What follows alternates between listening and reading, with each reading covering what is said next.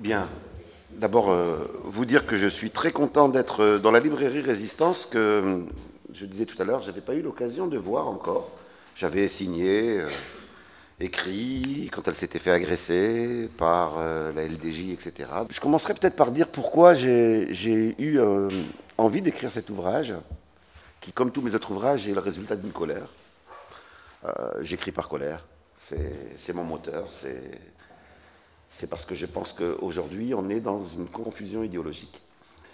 Et en ce qui concerne l'Afrique et l'ensemble des luttes de libération nationale, de manière plus globale, ma colère, elle était dans le constat que moi qui ai eu la chance d'aller dans un certain nombre de pays africains, pour des raisons militantes, pour des raisons de soutien, etc., je constatais que les militants là-bas connaissaient les penseurs progressistes européens. Vous avez lu Marx, vous avez lu Lénine, vous avez lu Bakounine pour certains. Et que quand on venait ici et qu'on posait la question aux militants progressistes européens, eh bien, un certain nombre des grands penseurs africains étaient méconnus, complètement méconnus. On connaissait le nom, on savait qu'il y avait un Ben Barka. Mais qui avait lu Ben Barka? On savait, il y avait un Nkrumah. On avait déjà entendu parler. Mais qui avait lu Nkrumah? Au mieux, l'image que l'on avait des militants de la libération nationale en Afrique était des personnes qui se révoltaient contre une domination, mais n'avaient pas pensé l'émancipation, n'avaient pas fait d'efforts théoriques, idéologiques pour comprendre le monde et le penser. Or, tous ces auteurs ne sont pas non seulement des gens qui ont pris les armes pour certains, qui ont mis en place des organisations nationales pour d'autres, mais c'est d'abord pour ceux qui sont dans l'ouvrage et pour beaucoup d'autres qui n'y sont pas, parce qu'il a fallu faire un choix, eh bien, ce sont des gens qui ont, comme toute personne qui tente de s'émanciper, d'abord commencé par tenter de comprendre. Et c'est leur grille de compréhension qui les a amenés à tel type d'action ou tel type d'action. Et donc, il faut s'interroger. Dans un monde que l'on dit mondialisé, mais qui est mondialisé depuis longtemps en réalité, il faut s'interroger sur cette dualité dans la connaissance de ceux qui se revendiquent de la révolution, de l'émancipation, de la libération, etc. Qu'est-ce qui fait qu'en Afrique, vous l'aurez compris, vous avez la réponse d'emblée, c'est tout l'héritage et le présent impérialiste, c'est ce décalage dans la connaissance des penseurs. La seconde raison, c'était quand même l'idéologie ambiante, y compris à gauche et à l'extrême gauche, où l'on entend assez facilement parler d'échec des indépendances, comme si cette expression-là pouvait signifier quelque chose. J'y reviendrai. On entend les expressions comme l'afro-pessimisme. On a même tout un courant maintenant, on en est à 12 ouvrages qui se revendiquent ouvertement d'un afro-pessimisme. C'est-à-dire qu'on regarde les réalités politiques, économiques, sociales sous un angle moral. Ce serait une question d'optimisme ou de pessimisme. L'afro-pessimisme, tous ces ouvrages ont un point commun, qui est de considérer qu'il faut arrêter d'expliquer les échecs africains par les relations inégalitaires qui les relient aux grands pays impérialistes, et que ça renverrait à des incapacités des cultures africaines, des incapacités alors selon les personnes, des hommes politiques africains, des sociétés africaines, des cultures africaines, là ça peut prendre toutes les formes possibles. On a également dans les constats le retour massif des explications de type culturaliste pour expliquer les crises qui déchirent les pays du Sud. On ressort des théorisations sur l'ethnisme, sur le tribalisme, etc. C'est-à-dire qu'on renonce, lorsqu'il s'agit d'Afrique, d'appliquer des grilles de lecture qui nous semblent pourtant avoir fait leurs preuves, la compréhension des enjeux économiques, la compréhension des rapports de classe, la compréhension des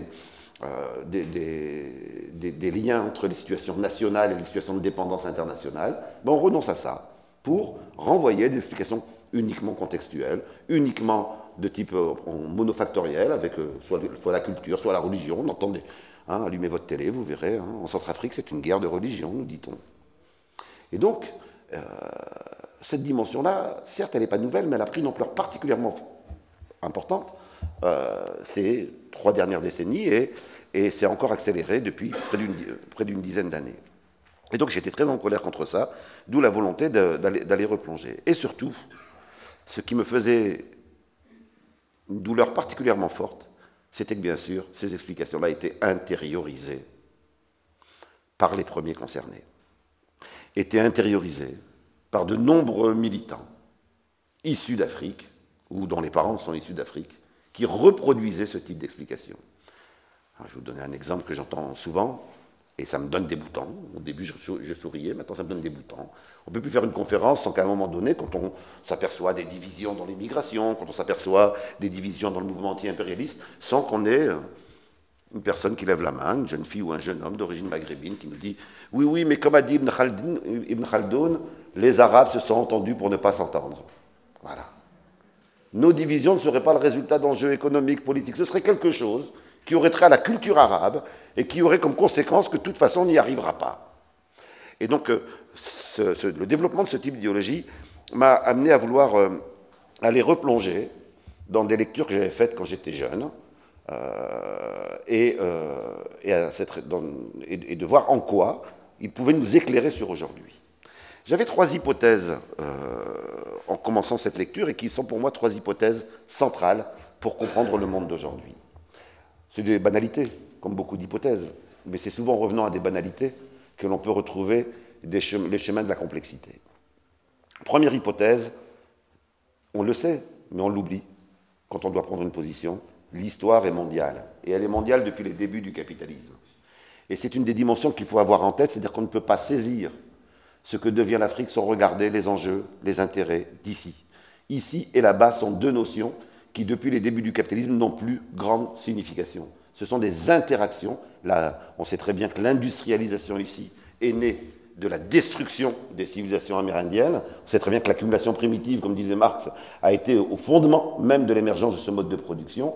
Donc il n'y a pas un ici et un là-bas, il n'y a pas un sous-développement là-bas et un développement ici, il y a en réalité un développement ici qui est lié au sous-développement là-bas.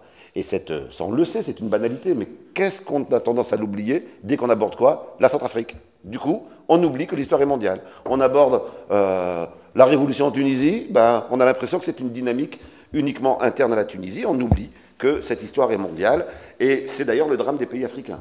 Il n'y aura pas d'émancipation en Afrique tant que le rapport de force ne permettra pas de mettre à bas le système impérialiste. Le système impérialiste ne peut pas se permettre aujourd'hui d'une Afrique émancipée. Et donc ça va être difficile. Et c'est pour ça que quand on parle d'échec, c'est qu'on n'a pas pris la mesure du combat contre lequel se sont engagés ceux qui, dans les années 50 et 60, ont tenté de penser l'émancipation de la colonisation. On ne peut pas sortir de la colonisation simplement. Ce système a besoin d'une dépendance. Et donc la sortie de la dépendance économique signifie un écho à l'échelle mondiale, c'est-à-dire la fin d'un système de domination. Et ça, ben vous imaginez le rapport de force, c'est pas simple. Et parler d'échec, c'est donc ne pas prendre en compte ce rapport de force et être en réalité méprisant avec ceux qui ont enclenché ce combat, qui ne pouvaient pas aller plus loin compte tenu du rapport de force mondial. La seconde dimension, qui me semblait, seconde hypothèse, qui est une hypothèse là aussi, qui est une banalité, mais qui, pour moi, devait être rappelée, et c'est tout l'objet de mon premier chapitre. Les résistances n'ont jamais cessé. On le sait, mais qu'est-ce qu'on a tendance à l'oublier? On a tendance à considérer que, oui, au bout sans doute que si c'est comme cela, c'est parce que les peuples ont fini par accepter ou accepter la soumission, ou ont fini par approuver, plus ou moins explicitement, etc. Les résistances n'ont jamais cessé. Des premiers jours de la traite jusqu'à aujourd'hui. Alors, effectivement, ça a pris des formes différentes. C'est-à-dire qu'on confond la notion de résistance qui a toujours existé, la notion de résistance, avec la forme de la résistance. La forme de la résistance est fonction du rapport de force. Quand le rapport de force le permet, la résistance peut prendre des formes de lutte armée. Quand elle ne le permet pas, quand par exemple, après l'hécatombe qui a été la traite, et après qu'il y ait eu résistance à la colonisation, quand les peuples ont été assommés par le rapport de force militaire, hein, je vous rappelle, l'Afrique c'était des flèches contre des gens qui venaient avec une technologie militaire qui n'était pas du tout du même âge. C'était des fusils au silex par rapport à des armes automatiques, etc. Ce rapport de force militaire-là, quand il y a eu effectivement la défaite militaire, eh bien ça a pris d'autres formes de résistance, et y compris des formes inattendues. Et c'est important d'avoir en tête cette diversité des formes de résistance, y compris celles qui peuvent nous amener à ne pas comprendre bien, parce qu'on n'est pas dans cette logique-là quand on est ici, ou etc. Par exemple, quand Cabral met en évidence que le grand facteur d'optimisme le grand facteur d'optimisme, c'est que quand on est tout au fond du gouffre, au moment de la traite, la culture a été le lieu dans lequel la dignité a été préservée. Se replier, y compris sur des traditions qui peuvent nous apparaître comme réactionnaires aujourd'hui, était la manière de résister et de maintenir une dignité.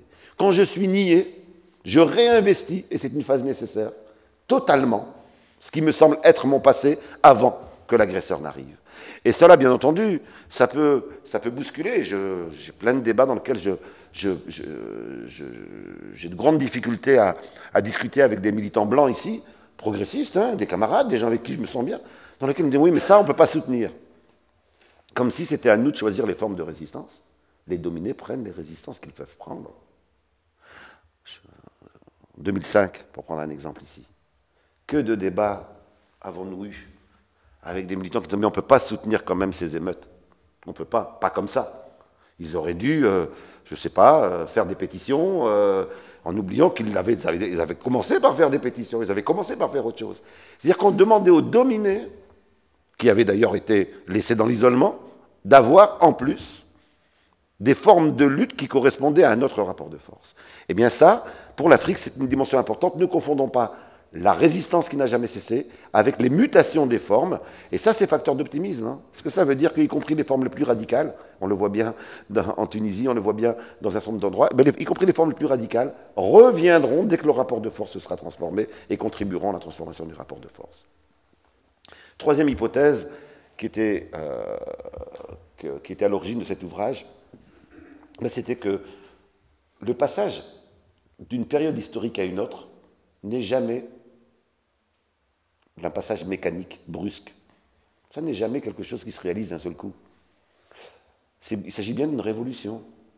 En Afrique, il n'y aura pas d'avenir dans lequel les Africains pourront manger, boire, s'en sortir, etc., s'il n'y a pas rupture de la dépendance. Et cette rupture de la dépendance, si elle se fait, elle mettra les pays européens et les USA dans une grande crise économique. Et donc, ils sont confrontés au fait que les Européens ne peuvent pas lâcher l'Afrique. Et donc, ça ne peut être qu'une révolution. Mais ça, c'est une période historique de transition. Ça n'est pas le 1er janvier, on a manifesté, le 1er février, on a pris le pouvoir, et maintenant, on parle d'échec parce que vous n'avez pas réussi, vous êtes... Non. C'est une période de transition avec des flux et des reflux. Nous sommes dans une période de reflux. Mais ceux qui nous donnent des leçons sur l'Afrique, où ont-ils vu une période de flux, à part l'Amérique latine aujourd'hui, ici en Europe? On est dans la période de reflux dans tous les domaines. Et les mêmes qui considèrent qu'ici nous sommes en période de reflux vis-à-vis de l'Afrique parlent d'échec des indépendances. Alors, je pense aussi que ceux qui parlent d'échec des indépendances sont aussi des gens et des militants, et sincèrement, qui parlent théoriquement de ce qu'a été la traite, de ce qu'ont été la traite et l'esclavage. On sait théoriquement ce que ça a pu signifier. Pratiquement, ça a été des traumatismes. Et il ne faut jamais l'oublier, sinon on ne peut rien comprendre aux enjeux qu'il y a aujourd'hui en Afrique. Ce sont des peuples entiers qui ont été violés, qui ont été annihilés. Cette violence totale, hein, c'est l'objet du premier chapitre également, de ce que ça a concrètement, ces chiffres qu'on entend, qu'on a déjà entendu, autant de millions d'esclaves, autant d'années de colonisation, qu'est-ce que ça laisse comme trace pour les pays qui se sont émancipés ensuite. Dernière dimension, pardon, que je voudrais souligner en introduction, c'est que vous aurez remarqué qu'il n'y a pas de femmes dans ces figures.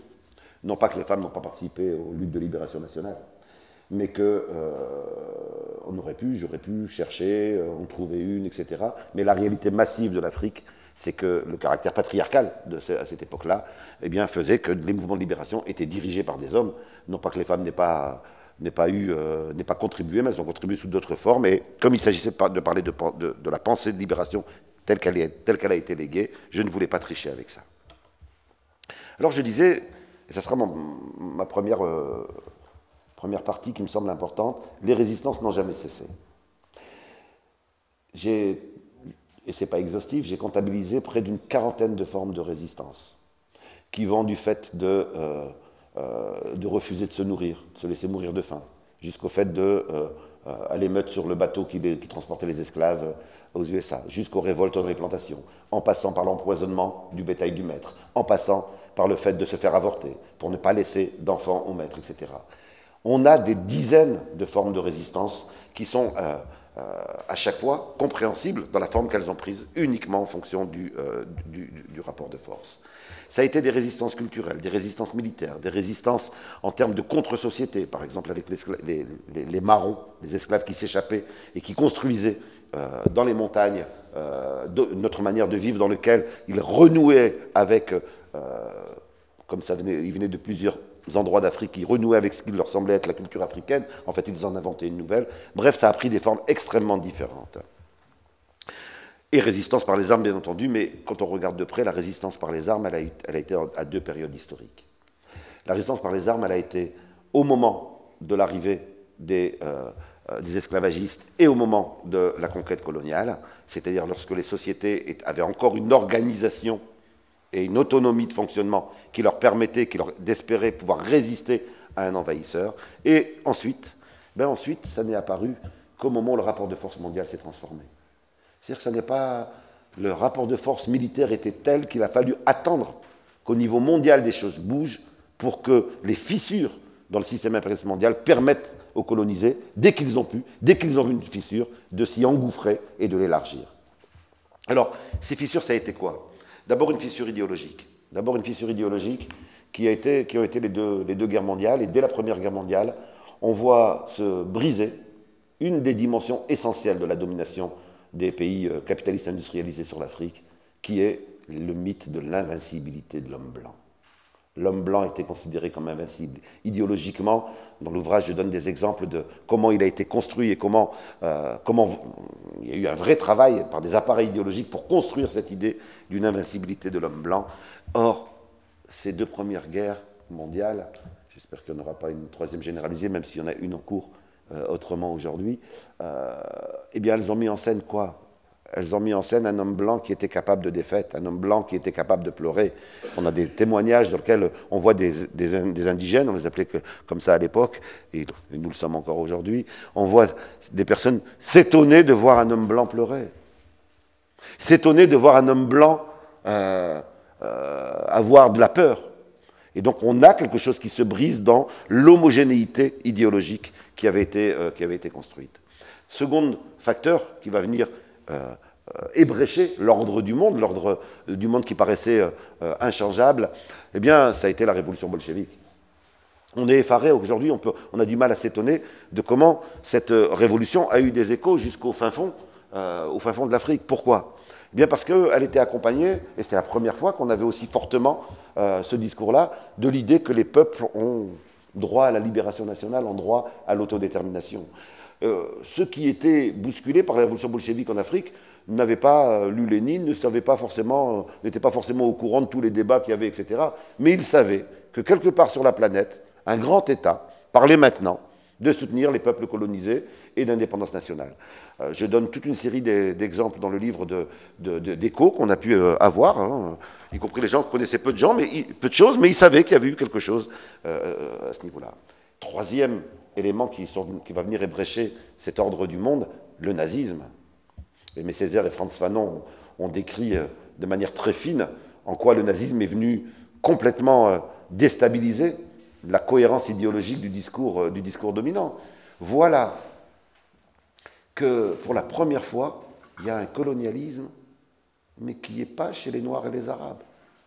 Il y a un colonialisme en pleine terre d'Europe, dit Frantz Fanon. Voilà que ce qu'on se permettait, nous dit Aimé Césaire, ce qu'on se permettait de faire aux autres là-bas, ça nous semblait normal, mais d'autres nous le font à nous ici. Sur la question des tortures, etc. Césaire nous dit, mais ça a été l'application entre blancs des choses qu'on s'autorisait à faire là-bas. Et ça va effectivement être un des éléments qui va venir ébrécher l'ordre du monde. Et puis, il va y avoir les premières indépendances. Les premières indépendances qui sont, au début, des indépendances que l'on voulait maîtriser, des indépendances que l'on voulait limiter à l'Asie, à quelques pays d'Asie, mais qui vont très vite, ces premiers pays devenant indépendants, qui vont très vite entraîner des dynamiques d'espoir de sortir de la colonisation qui vont être particulièrement fortes. Avec trois événements marquants. Bandung, la défaite de Suez, où Israéliens, Anglais et Français ont un échec flagrant, sont contraints de partir. Ça va être porteur d'espoir énorme. Et puis surtout, troisième événement qui a, dans tous les pays d'Afrique, été un événement fondateur, la victoire de Dien Bien Phu. Je parle bien de victoire parce qu'ici on parle de défaite. Et moi je suis pour qu'on fête la victoire de Dien Bien Phu et non pas qu'on nous parle de défaite de Dien Bien Phu. Hein. L'être humain, il n'est pas prisonnier des intérêts de sa classe dominante. Il doit se poser la question, c'est la victoire de qui et la défaite de qui. Et on devrait commémorer la commémoration de la victoire du Dien Bien Phu. Certains ne seraient pas contents, mais je pense que c'est dans ce sens-là qu'il faut aller. Et là, on va s'apercevoir, c'est à ce moment-là que l'on s'aperçoit avec Dien Bien Phu, du caractère d'indissociabilité des luttes des peuples. En quoi on ne peut pas se permettre de dire je me bats pour ma révolution dans mon pays et à côté c'est pas mon intérêt, etc. Non, le monde je disais depuis le début du capitalisme, le monde est devenu une réalité en interaction permanente. Avec des Bien Phu, d'un côté, en termes positifs, il va y avoir toutes les dynamiques d'espoir qui vont se constituer, mais en termes négatifs, on va avoir de vrais calculs. C'est à ce moment-là qu'apparaissent les premières théorisations, comme aujourd'hui. Ils n'appelaient pas ça des think tanks, ça c'est maintenant qu'on parle de ça, mais ils avaient leur club de réflexion dans lequel des personnes s'intéressaient à du calcul stratégique. On en sera où dans 5 ans? Si on abandonne l'économie, ça va être quoi les conséquences? Voilà, c'est de la prospective. Et à ce niveau-là, au niveau de la prospective, l'idée qu'il va falloir changer les formes de la colonisation pour pouvoir la maintenir. Changer pour rester le même. Muter pour ne pas perdre. C'est ce mode de réflexion-là qui va se mettre en place et on va donc avoir toute une période de transition du colonialisme à une nouvelle forme qui est le néocolonialisme que vous connaissez. La logique, elle va être assez simple. Jusqu'au bout, on va avoir des logiques qui est de lâcher le minimum pour pouvoir garder l'emprise. Alors, quand il y a eu la victoire de Dien Bien Phu, tout de suite, on a eu des théorisations sur « Oh là là, vite, vite, vite, il faut lâcher l'Asie pour garder l'Afrique. » Et c'était théorisé comme ça. Lâcher l'Asie pour garder l'Afrique. À partir du moment où on s'est aperçu que dans un certain nombre de pays d'Afrique subsaharienne, on pouvait aller vers des indépendances formelles parce qu'on avait trouvé des alliés, des complices, etc., on a eu une seconde logique qui s'est mise en place. Lâcher l'Afrique pour garder l'Algérie. Et jusqu'au bout, si l'Algérie a, pour ses raisons géostratégiques et des régions pétro-gazières, si ça a été aussi long, c'est parce qu'on a tenté de l'isoler. Les indépendances marocaines et tunisiennes sont bien entendu d'abord dues aux luttes du peuple marocain et tunisien, mais aussi au fait qu'il y avait besoin d'isoler ce qui constituait pour l'impérialisme français un élément stratégique qui était l'Algérie. L'Algérie, depuis cette époque-là jusqu'à aujourd'hui, paye ses richesses. Et puis, il y avait une troisième dimension, c'est que d'un côté, les résistances des peuples, et de l'autre côté, les mutations dans l'appareil industriel qui étaient avec des degrés de concentration dans les années 60 qui devenaient particulièrement fortes, rendaient la colonisation directe moins intéressante que la néocolonisation, c'est-à-dire qu'une colonisation avec des indigènes qui soient les gérants d'affaires, comme disait Frantz Fanon, les gérants d'affaires des grandes firmes multinationales européennes. Eh bien, on ne peut pas dessiner, je vais vraiment très vite, tout ce tableau-là et des résistances, et des stratégies de l'impérialisme et des luttes des peuples pour s'y opposer, sans s'intéresser à ceux qui ont dirigé ces luttes, mais qui ont aussi tenté de les théoriser et de les penser. Et il y en a de nombreux en réalité, et l'apport théorique est énorme, mais il est méconnu. Alors je ne vais pas, sinon vous avez pu l'acheter, je ne vais pas tout vous dire sur... mais juste quelques idées sur chacun d'entre eux. Quelqu'un comme Jomo Kenyatta. Jomo Kenyatta, qui s'est rendu célèbre avec cette belle phrase qui est « Ils sont venus, nous avions la terre, ils avaient la Bible. Quand nous avons ouvert les yeux, ils avaient la terre, nous avions la Bible. » Jomo Kenyatta, quand on regarde sa trajectoire, c'est une trajectoire extrêmement intéressante.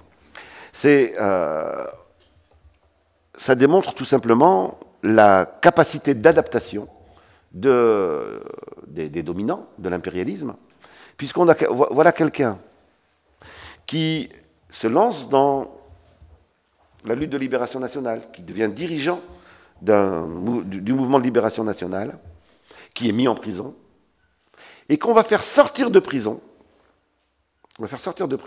pour négocier avec lui l'indépendance, au même moment où il y a ce qui est appelé la révolte des Mao Mao, mais qui en réalité n'est pas La révolte des Mao Mao, il s'appelait l'armée de la... C'est assez amusant comment dans tous les livres d'histoire on parle des Mao Mao. C'est l'armée de la terre et de la liberté. C'est-à-dire au moment où les clivages de classe au sein du mouvement de libération nationale apparaissent. Et on va se dire, ben voilà, l'impérialisme va se dire, ben voilà, il y a plusieurs classes sociales qui ont intérêt à l'indépendance, pas pour les mêmes raisons. Et on va s'allier avec l'une des classes, bien entendu, la petite bourgeoisie, parce qu'il n'y avait pas encore de bourgeoisie nationale, et là les propriétaires agraires, les propriétaires terriens, contre ces Mao Mao, ces petits paysans qui se révoltent pour la réforme agraire. On en tire tout de suite une des dimensions qui est importante.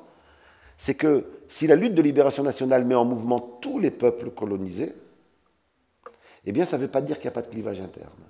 Et une des leçons pour l'avenir, par exemple dans les révolutions tunisiennes, égyptiennes, ou j'espère demain algériennes, ou j'espère etc., etc., dans ces révolutions-là, si on ne comprend rien, si on n'applique pas, et dès l'époque coloniale, si on ne regarde pas les intérêts des différentes classes sociales qui sont en jeu, et comment l'impérialisme va jouer sur ces dimensions-là. Aimé Césaire. Aimé Césaire théorise, explique, met des mots, et ça a eu un effet de cataclysme dans la conscience des personnes. Il met des mots sur le fait qu'on a le droit d'être mal poli avec le maître. On n'est pas obligé d'être poli avec celui qui nous domine. Quand il dit « le nègre t'emmerde », ça peut sembler trivial, ça peut sembler petit, mais ça a été quelque chose qui a été perçu comme « je relève la tête ». Et il faut avoir oublié, c'est pour ça que j'en parlais tout à l'heure, ce qu'a été l'humiliation esclavagiste et coloniale à l'échelle de peuples entiers, pour ne pas se rendre compte que ce droit à l'impolitesse, ce droit de dire au maître « je te regarde les yeux dans les yeux et je ne baisse plus les yeux », eh bien ça a été vécu comme une libération. Et effectivement, la lecture de Césaire, le fait de connaître Césaire, dans ces années-là, ça a permis un développement massif des mouvements de libération nationale. Aujourd'hui, la situation n'est pas changée. Hein. Pas changée. On a le retour de l'humiliation. Quand on se permet de parler des pays d'Afrique comme on en parle aujourd'hui, le plus grave, c'est qu'aujourd'hui, l'humiliation revient, mais on ne l'aperçoit plus comme humiliation, comme si on l'avait intériorisée. Par exemple, pour moi, lorsqu'on a expliqué la révolution tunisienne, en nous disant, c'est quand même extraordinaire, rappelez-vous, hein, tous les TF1, Antenne 2, les journaux, etc., c'était l'heure 1789. C'est quand même extraordinaire. C'est-à-dire que la seule manière d'expliquer la révolution tunisienne, c'est de dire, ça y est, ils ont grandi, ils en sont là où nous en étions en 1789. À aucun moment, ils nous ont dit, c'est la reprise du mouvement de libération nationale qui s'est arrêté dans les années 60 à cause du néocolonialisme. Pourtant, s'il y a besoin de trouver un fil historique, le premier fil historique, c'est bien, ben voilà, il y avait une période de reflux avec le néocolonialisme, il y a une nouvelle période d'offensive, donc c'est la reprise du fil des mouvements de libération nationale. Ben non, c'était 1789. Mais ça, c'est de l'humiliation. Hein. Lorsque tous les critères de jugement, c'est pour ramener à ici, lorsqu'un Sarkozy est capable d'aller dire « les peuples africains ne sont pas entrés dans l'histoire », qu'est-ce que c'est si ce n'est de l'humiliation? Et là, le discours de Césaire est important. Nous retrouvons une période dans laquelle l'hégémonie des dominants réutilise l'humiliation, réutilise des armes qui amènent le dominé à intérioriser sa domination. C'est pas pour rien, vous le savez que je suis en procès avec l'extrême droite, c'est pas pour rien, c'est pas une phrase qui m'a échappé comme ça, c'est bien parce que cette humiliation, moi je l'avais senti, analysé, etc. C'est pas pour rien que j'ai écrit cet ouvrage volontairement provoquant avec Saïdou de ZEP, Nique la France, c'était cette dimension d'impolitesse, que les dominés s'autorisent à redire l'impolitesse. Il faut le resituer dans le contexte du discours de Sarkozy à Dakar, dans le discours de la France, tu la quittes ou tu la choisis ou tu la quittes, et tu l'aimes ou tu la quittes, et donc c'était bien, il y a devoir aujourd'hui de ne pas être dans la conciliation à chaque fois qu'il y a le moindre goutte d'humiliation dans les propos de ceux qui sont en face. Et puis Césaire, seconde thèse de Césaire, qui pour moi est incontournable, je ne parle pas de tout, là je parle juste des thèses qui me semblent encore des invariants, des choses qui me semblent encore pertinentes aujourd'hui, c'est pas que du passé, ben c'est la théorisation du fraternalisme. Césaire quitte le Parti communiste français, il démissionne, il écrit une lettre à Maurice Thorez, tout en disant tout ce qu'il doit au Parti communiste français, et effectivement, il ne faut pas être nihiliste là-dessus, le Parti communiste français a formé des militants en Afrique, c'était un des partis qui a le plus contribué, mais ça ne veut pas dire qu'il était cohérent. Et Aimé Césaire quitte le Parti communiste en disant, mais écoutez, camarades, vous me demandez d'accepter que vous votiez les crédits spéciaux, les pouvoirs spéciaux, en Algérie, ce qui va provoquer, ça veut dire l'autorisation pour l'État français, sans passer par le Parlement, d'envoyer autant de soldats qu'il veut, autant d'armements qu'il veut, etc. Et effectivement, ça a été la catastrophe pour le peuple algérien. Le vote des pouvoirs spéciaux, ça a signifié immédiatement la multiplication des victimes, des martyrs, des morts en Algérie. Et Césaire dit, mais je ne peux pas accepter ça, et je n'ai aucune garantie que vous n'allez pas recommencer. Et à aucun moment, vous êtes venu voir les représentants, les personnes qui étaient issues de ces colonies pour leur demander leur point de vue sur cette question-là. Vous avez estimé qu'il y avait une raison supérieure qui pouvait se passer de la vie des premiers concernés. Il appelle ça le fraternalisme. C'est-à-dire une relation dans laquelle, effectivement, on n'a pas affaire à quelqu'un qui dit, comme l'extrême droite, je t'aime pas, ou comme le PS. Non, quelqu'un qui dit, on est dans le même camp, dans le même combat. Mais, donc c'est le grand frère, mais c'est quand même un grand frère. Et Césaire dit cette phrase avec une poigne qui peut être dure. Et Césaire nous dit, mais attention, il n'y a pas d'alliance qui soit crédible si c'est à partir d'une subordination. Ne pas confondre alliance et subordination. Enfin, je crois qu'il y a un certain nombre dans la société française d'aujourd'hui, il y a un certain nombre de catégories de la population qui auraient intérêt à réapprendre qu'il ne faut pas confondre alliance et subordination. Si le mouvement des femmes n'avait pas à un moment donné considéré qu'il fallait qu'elles soient autonomes pour imposer un certain nombre de thèmes, un certain nombre de revendications, eh bien, on n'en serait pas là aujourd'hui, même s'il y a encore beaucoup de combats à mener, que l'autonomie est encore nécessaire. La même chose pour les populations issues de l'immigration. Seule l'organisation des premiers concernés réussira à poser, à contraindre à certaines questions. Sinon, si on attend, si on confond alliance et subordination, il y a de grandes chances qu'on soit toujours considéré comme étant une revendication secondaire. Pas maintenant, plus tard, on verra, etc. Oumniobé, qui est un des premiers assassinés. Oumniobé, au Cameroun, c'est un exemple même de justement ce qui nous manque aujourd'hui. Oumniobé est un leader qui vient du mouvement syndical et qui a comme caractéristique d'avoir toujours abordé la question politique en ayant en tête cette dimension première du mouvement syndical qui est de dire il n'y a pas de revendication que l'on puisse mépriser. Les gens ne viennent pas à la révolution nationale, démocratique, à la révolution socialiste, à tout ce que vous voulez. Ils ne viennent pas comme ça, du jour au lendemain. C'est en se battant sur leurs propres intérêts, en se battant à partir de leurs préoccupations immédiates, qu'ils se mettent en mouvement. Et il nous dit, soyons rassurés pour ceux qui ont peur qu'on n'en arrive pas à des mots d'ordre comme l'indépendance, comme la sortie du néocolonialisme, soyez rassurés, dans les pays d'Afrique, si vous vous battez pour les droits, vous êtes obligés de poser la question de l'indépendance. Si vous vous battez pour l'indépendance, vous êtes obligés de vous poser la question du socialisme. Les luttes s'enchaînent parce qu'il n'y a pas de sortie de la dépendance coloniale sans une véritable libération. Mais Oumniobé va partir, et c'est sans doute ce qui a pu manquer dans d'autres luttes de libération nationale, va construire un mouvement qui est parti de toutes les petites revendications. Et c'est ça qui a, d'ailleurs c'est pour ça que ça a été un des premiers tués, c'est qu'il n'a jamais découplé la lutte pour les revendications immédiates des luttes pour l'indépendance nationale. Mais Oumniobé est caractéristique aussi des illusions de cette période-là. Nous sommes après 1945, il y a l'ONU qui vient de se mettre en place, on a toute une série de leaders qui sont persuadés que maintenant, après les horreurs du nazisme, il suffit de montrer qu'on veut l'indépendance pour que quand même l'ONU le voit et nous aide. Ça va être la catastrophe pour l'Union des populations du Cameroun, son organisation, qui va être décimée. Jusqu'au bout, il a cru à une indépendance sans lutte armée. Jusqu'au bout, alors que les massacres avaient commencé, il était persuadé que la non-violence allait l'aider, allait permettre l'indépendance. Bien entendu, ça a été l'inverse, ça a été le massacre. Le Cameroun est un des peuples qui a le plus payé. Et l'ONU, l'ONU n'a rien fait pour l'indépendance du Cameroun, à part quelques résolutions. Ça devrait nous rappeler des résolutions qu'on peut trouver sur la Palestine aujourd'hui. Si ceux qui pensent que l'ONU suffit hein, que le droit international suffit à transformer les choses, eh bien, toutes les luttes de cette période-là montrent exactement l'inverse. On verra avec le Lumumba que c'est encore pire. Et c'est simplement oublier une notion de base. Le droit n'est que l'expression d'un rapport de force.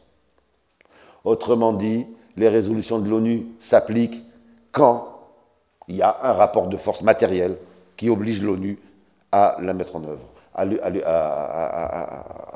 être cohérente. Frantz Fanon est celui qui arrive après Césaire. Et donc il peut à la fois prendre toute la richesse de l'apport de Césaire et en montrer également, resituer cet apport dans son processus historique et donc dans ses limites.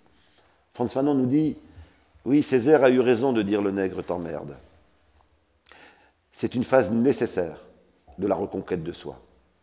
On ne passe pas à l'offensive contre le bastion du dominant si on n'a pas d'abord une fierté de soi minimum. On ne peut pas aller à l'assaut des dominations si on ne s'aime pas un minimum, si on n'a pas renoué un minimum avec soi-même. Et donc, Césaire a eu raison de dire cela. Mais il nous dit, ça déjà, c'est la réponse à une première phase de la domination, qui est la négation de soi. Les dominations ont besoin d'amener le dominé à se nier complètement, à se considérer comme nul, à se considérer comme inférieur. Et que, c'est ce qu'il appelle les nègres blancs, hein, mais ce n'est pas du passé. Hein. Aujourd'hui, on a des basanés blancs, on a des nègres blancs encore aujourd'hui. Hein. Il suffit de regarder sur certaines listes les discours qui sont tenus, et puis comment on peut nous mettre en avant justement la Mohamed ou le Fatima pour cracher sur les milieux populaires ou pour taper, hein, pour nous dire qu'il ne faut pas apporter le conflit israélo-palestinien en France. Comme par hasard, ils trouvent toujours un Mohamed ou une Fatima pour nous dire ça, comme si ça allait être plus crédible quand c'est eux qui le disent. Mais ça, on est bien dans le même processus de négation de soi. La réponse à ça, c'est le nègre t'emmerde de Césaire. Mais Fanon nous dit, attention, cette seconde phase-là, elle est nécessaire, mais elle n'est pas suffisante. C'est le dépassement de cette seconde phase-là, par le passage à l'action politique, à la construction du rapport de force politique, qui est la troisième phase de l'émancipation. Second apport de Fanon, qui est encore d'actualité aujourd'hui, qui est une banalité, mais qu'il faut répéter sans cesse, parce qu'elle, malheureusement, elle était plus connue il y a 20 ans qu'aujourd'hui, donc il y a un problème de transmission dans nos héritages militants. C'est tout simplement de constater qu'il n'y a pas de domination sans violence. Il n'y a pas de domination douce. On ne peut pas adoucir la domination. Elle est consubstantiellement violente. Et que par conséquent, un bon colonialisme n'est pas possible. Une amélioration du colonialisme n'est pas possible. Que ça passe par la destruction du système colonial. Eh bien, on peut dire la même chose aujourd'hui du néocolonialisme. Et que face à cette violence-là, la violence des dominés n'est que le résultat de cette violence consubstantielle. Et que par conséquent, c'est toujours le dominant qui décide des formes de la lutte. Si le dominant avait accepté, après les premières manifestations, dès la fin du 19e, du mouvement nationaliste moderne, avait accepté de négocier une indépendance, on n'aurait pas eu de lutte armée. C'est bien parce que c'est bien le dominant qui contraint à la lutte armée. Ce qui ne veut pas dire que la lutte armée, c'est un instrument du dominant. C'est en étant incapable, parce que n'en ayant pas intérêt de décoloniser pacifiquement, il a contraint à la lutte armée. Mais ce que nous rajoute Frantz Fanon, c'est qu'une fois qu'on est contraint à la lutte armée, eh bien, la lutte armée en elle-même, mais également les luttes de mobilisation politique radicale, sont une école de formation. Les peuples se transforment dans l'action. Ce n'est pas dans la théorie que les peuples se transforment. Ils se transforment dans l'action. Son livre, L'enceinte de la révolution algérienne, c'est un ouvrage de sociologie extraordinaire. Il montre les mutations dans les rapports familiaux. Il montre les mutations dans l'émancipation féminine. Les mutations dans le rapport à l'autorité traditionnelle qui apparaissent de l'intérieur du peuple colonisé, et non pas imposées de l'extérieur, de l'intérieur du peuple colonisé, parce qu'il y a besoin, pour s'opposer aux colonisateurs, eh bien, de se transformer.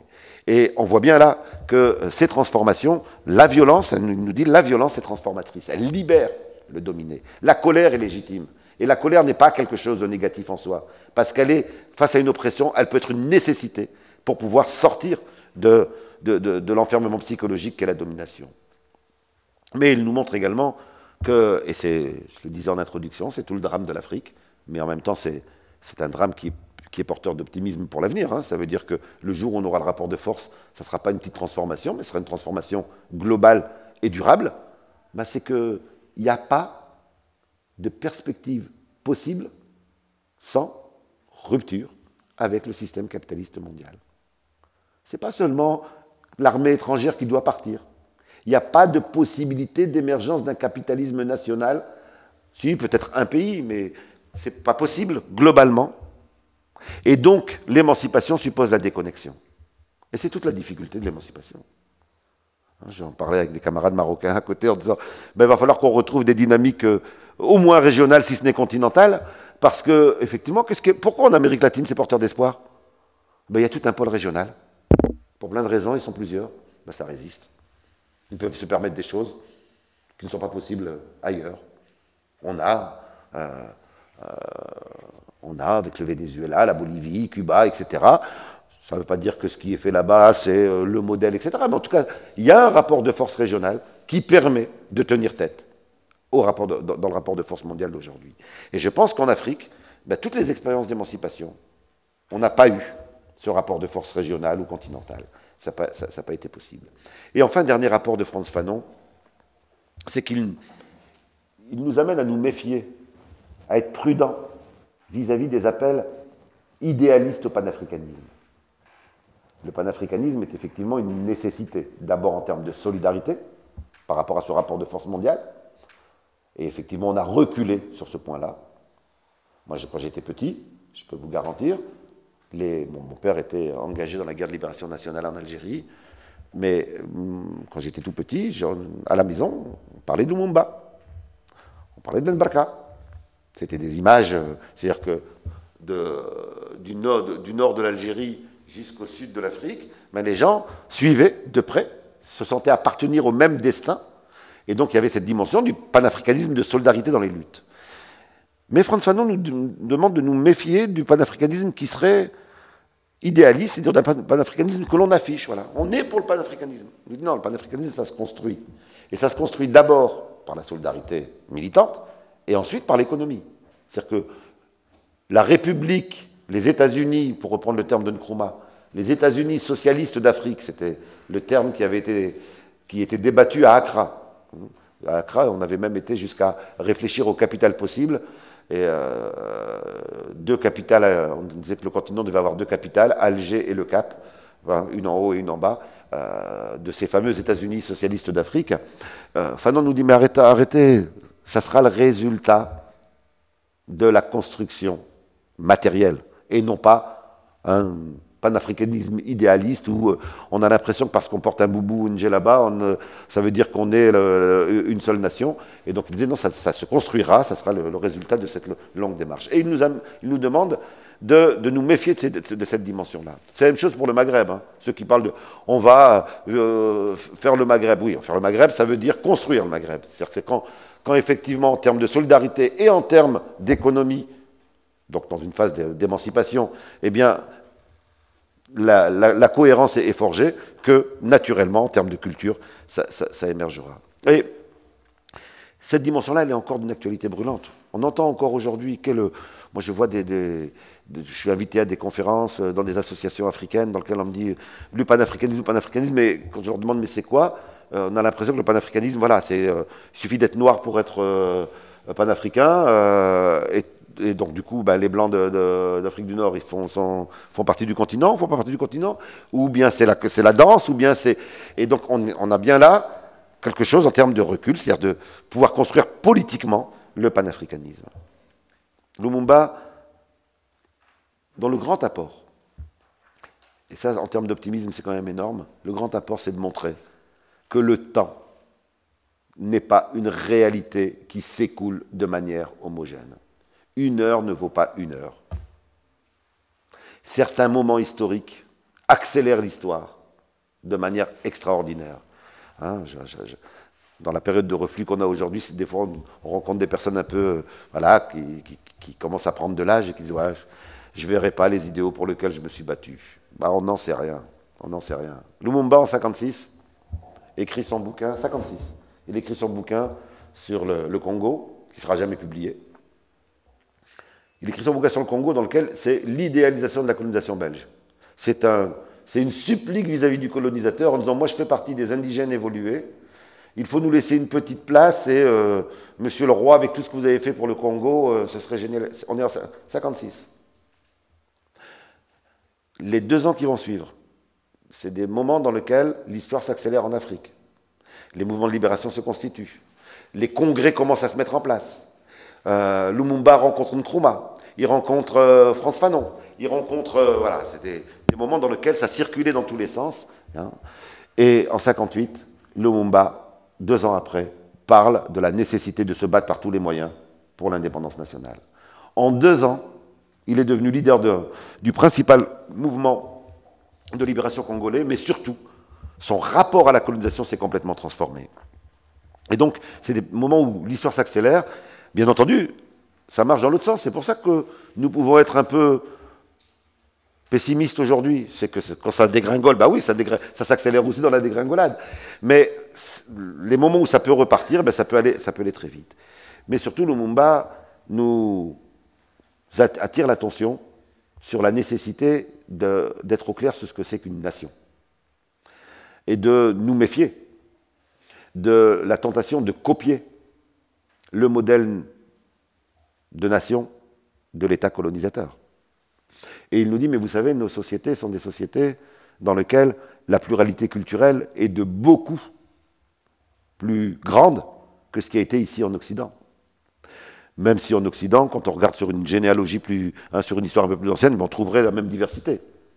Et il nous dit, attention, attention, on ne peut pas construire la nation sur l'idée d'une destruction des cultures du territoire. Parce que c'est le colonisateur qui a découpé les territoires et qui a fait des nations comme il les a faites, etc. Que d'États africains, ensuite, n'ont fait que copier le colonisateur. Je vais prendre l'exemple du mien. Nous, on a 2 langues. Pas 50, hein, 2. On a estimé qu'on avait une de trop.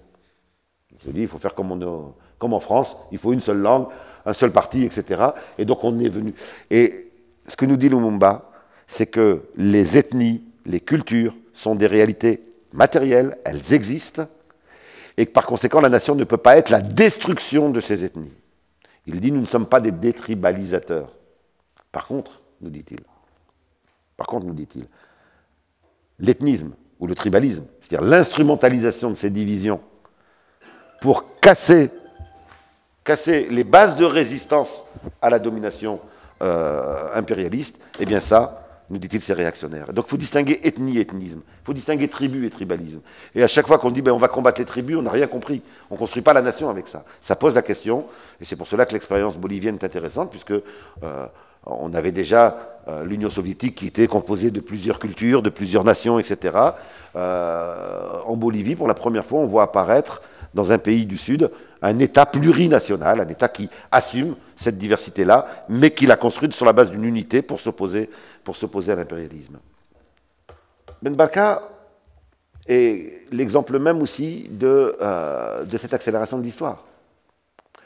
Arrive l'indépendance, et voilà Ben Barka qui se fait des illusions sur le fait que le roi pourrait être porteur de ce processus d'indépendance, pourrait le mener jusqu'au bout.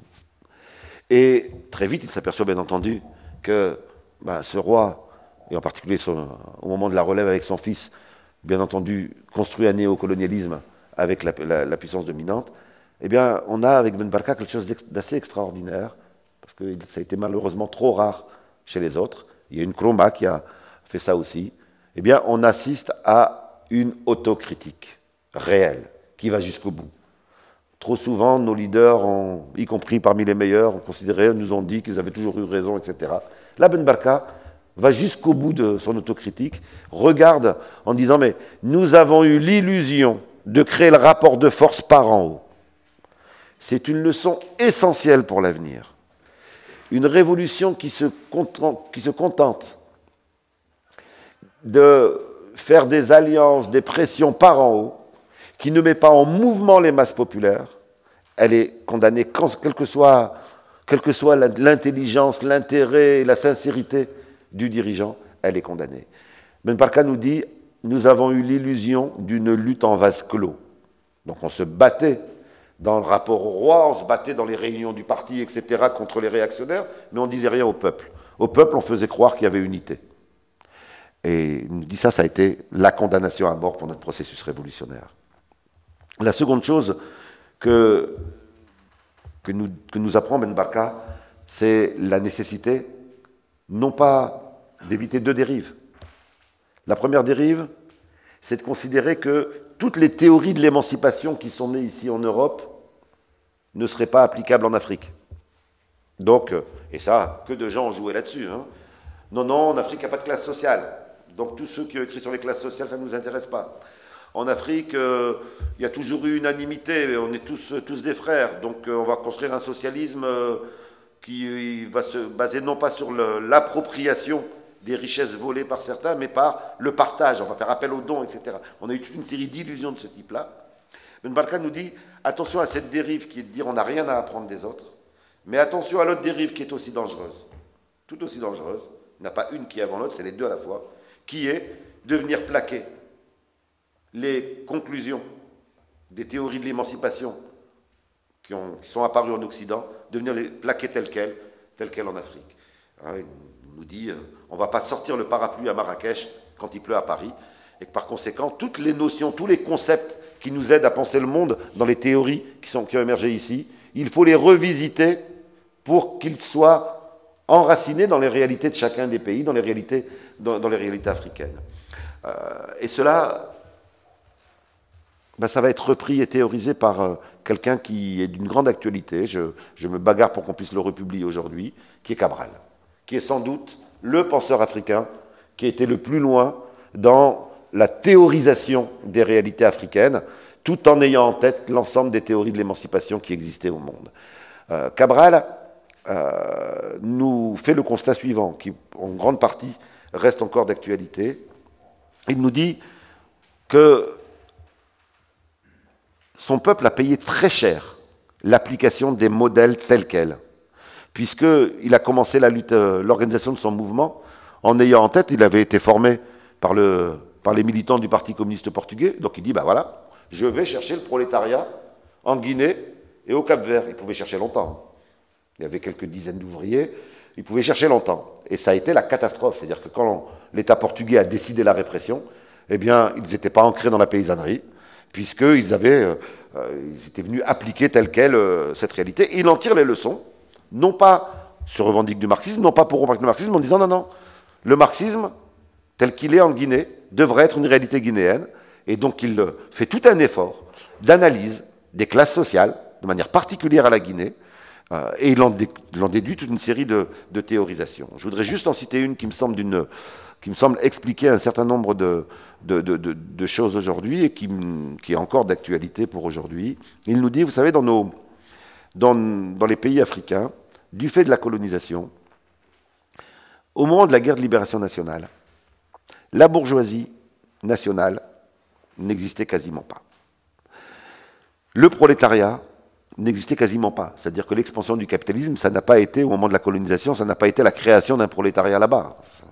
Ça a été la mise en place d'une dépendance. Il y avait un prolétariat, mais ce n'était pas l'expansion massive. Et il nous dit, la classe sociale, ou la catégorie sociale qui se met le plus en mouvement, le plus rapidement, c'est ceux qui fréquentent le plus le colonisateur, la petite bourgeoisie. Ceux qui sont instituteurs, enseignants, avocats, et qui sont à la fois dans la plus grande rencontre avec le colonisateur, mais aussi qui ont le plus l'occasion d'être humiliés. Et il nous dit, cela se met en mouvement. Mais il nous dit, et ça, même pour les mouvements dans l'immigration, c'est important qu'on l'ait en tête, même dans l'histoire du mouvement de soutien à la Palestine, c'est essentiel. Il nous dit, cette partie-là qui se met en mouvement, elle a une caractéristique, c'est qu'elle est persuadée qu'elle se bat pour l'intérêt de tout le peuple, mais qu'elle a aussi des intérêts spécifiques. Et il nous dit, il faut, en termes de formation et en termes de conscience politique, il faut que cette petite bourgeoisie se suicide en tant que classe. C'est sa thèse du suicide en tant que classe. Si on l'élargit, il faut dire que, à chaque fois qu'il y a domination, des éléments qui participent du système de domination peuvent se retourner contre leurs propres intérêts. Mais ça suppose une conscience, ça suppose de le comprendre. Et lui, de se suicider en tant que classe pour faire émerger, dans les masses populaires, faire émerger les véritables dirigeants du processus révolutionnaire. Ça, c'est d'une grande actualité.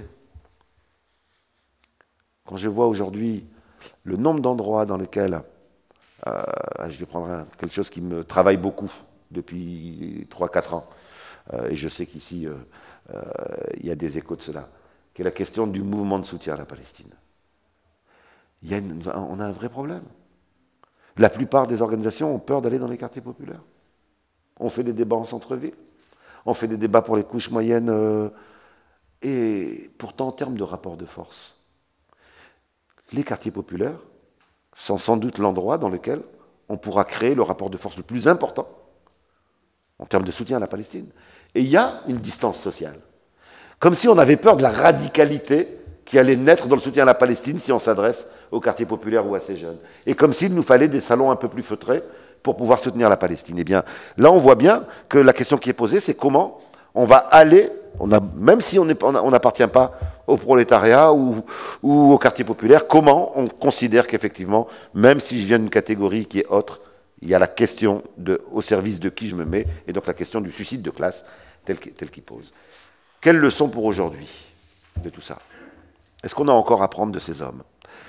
D'abord, un point de vue méthodologique. C'est tout le débat sur copier, pas copier, est-ce que c'est encore valable, pas valable, pertinent, pas pertinent. L'histoire humaine est à la fois l'histoire de constante et l'histoire de transformation.